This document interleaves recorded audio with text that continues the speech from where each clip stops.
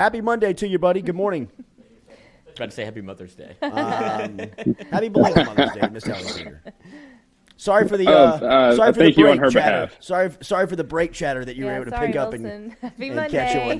That's okay. It's all good. It's all good, buddy. Wilson, That's let's all start right. with the lead story here, Jacob Berry, and what his status is and what we kind of expect from him. Saturday, hit by a pitch in batting practice, out of the lineup on Saturday, did not play on Sunday. What is the latest that you're hearing on the LSU All-American? Right now, the word from Jay Johnson is that it's a pain tolerance thing. We've heard him say this before. Gavin Dugas, when he hurt his thumb back in early April in the Florida series, and he didn't play here for a while, Jay Johnson said the same thing. It was going to be a pain tolerance thing, and then Gavin has missed a while, just came back this weekend against Alabama, sort of in a limited role. So it's a little bit unclear how much time Jacob Berry's going to miss. Maybe Jay can clear that up some more in his press conference this afternoon. I'd be surprised if he played the midweek game, but he was unable to bat, left-handed specifically with that injury this weekend, and they had to take him out. And they need to get him back soon for this stretch run because he is batting really well this year, 378 with 15 homers. It does feel like he was starting to find his groove. Obvious question here. I mean, he was batting 378 with 15 home runs, as you said. If he's not in the lineup, what does LSU miss? It misses one of its catalysts. I mean, him and Dylan Cruz are clearly the best hitters on this year's team. Just the numbers clearly say that. And although, Jacob isn't maybe the best defensive third baseman, he had kind of locked down that role.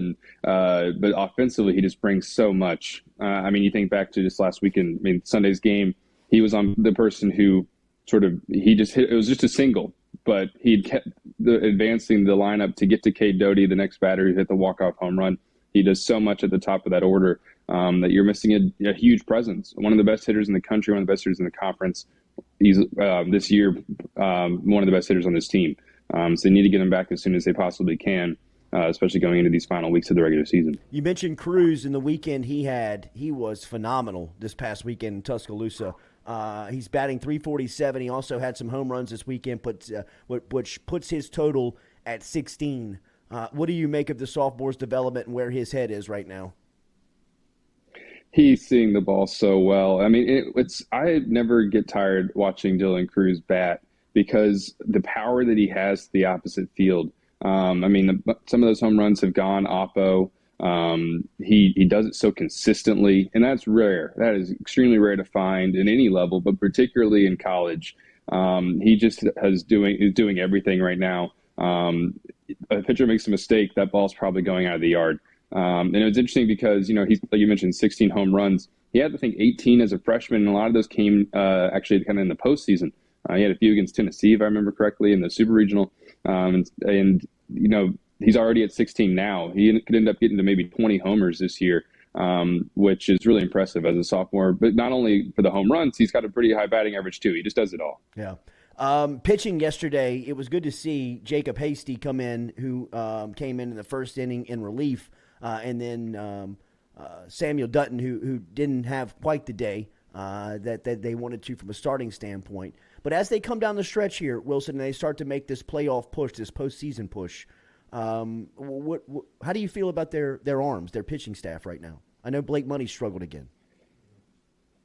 Yeah, it's interesting just that you look at the starting rotation and it has not been impressive outside of Mikael Hilliard, who didn't have a great outing on Friday night, but he's been so steady. He also had thrown 113 pitches against Georgia last week, and so they kind of suspected maybe coming in that he wouldn't be able to do quite as much as he has this season. But past him, they just don't have really any. They don't have much options as starters, but their bullpen has just really been carrying them.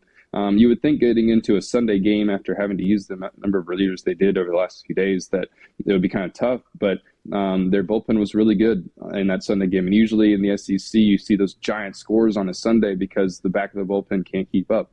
LSU's got a deep bullpen, and it's going to have to carry them and carry this pitching staff. Guys like Paul Gervais and Eric Raiselman and Devin Fontenot and Jacob, if he can continue to do that after going 4 innings, if he can keep that up. That was only his 8th appearance of the year.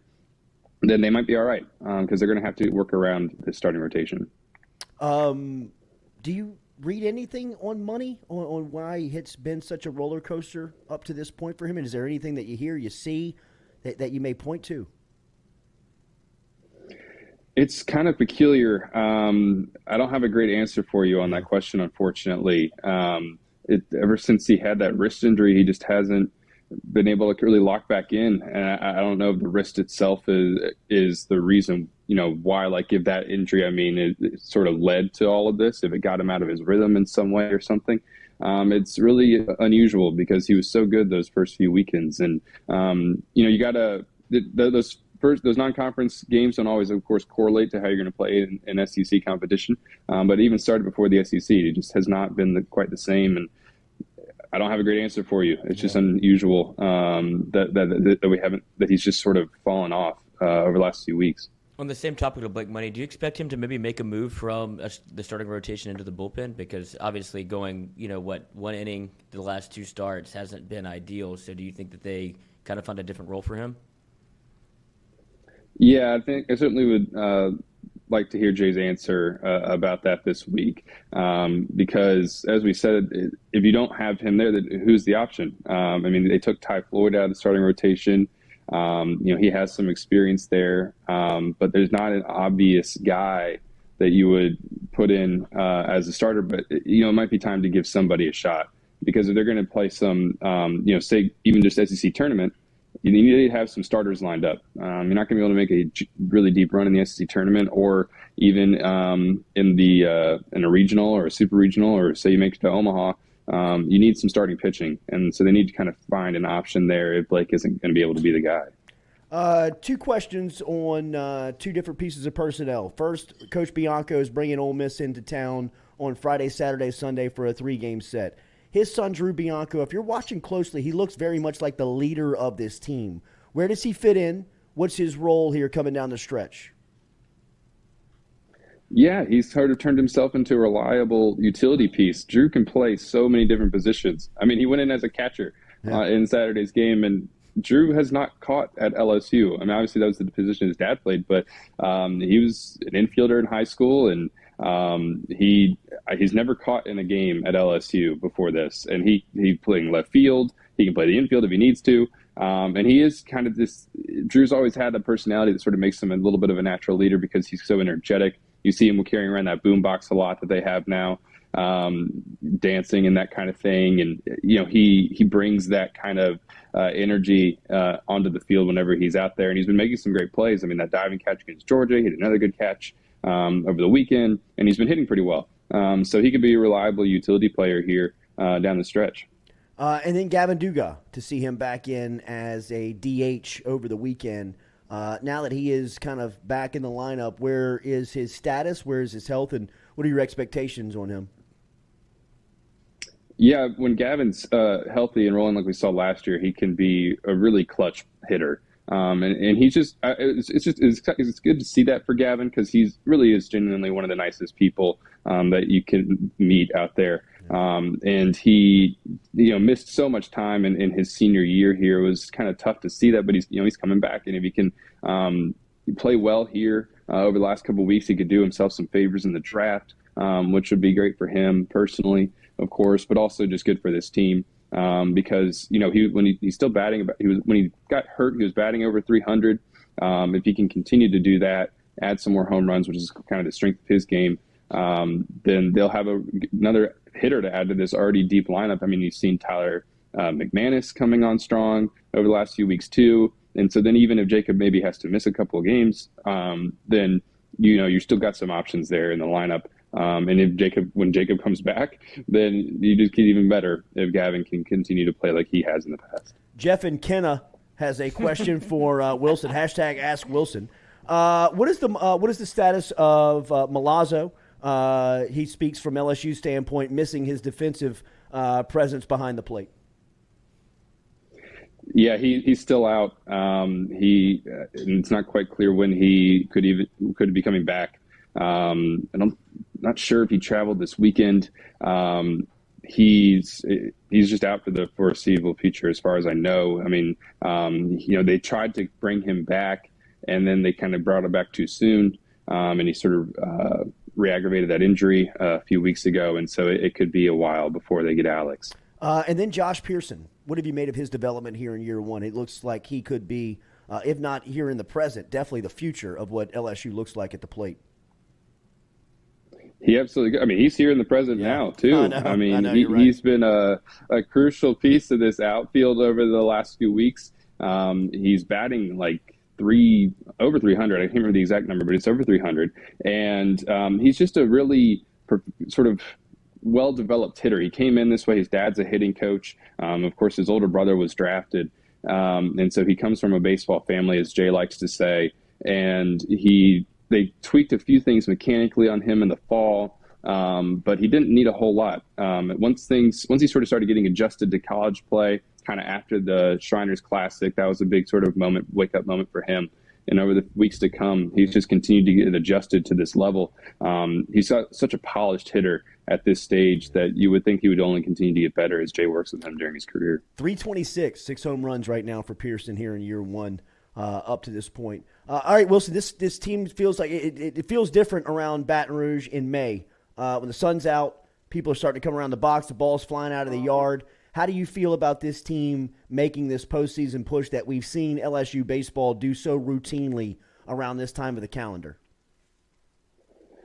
It looked, this team still has some work to do. I mean, you saw those errors pop back up on Saturday. They can be a little bit inconsistent. But this is now 3 straight SEC series wins in a row. And they are number 17 in the country in some polls, number 17 in the NCAA RPI, and they're making their push. I mean, this team seems to be getting better over the last few weeks.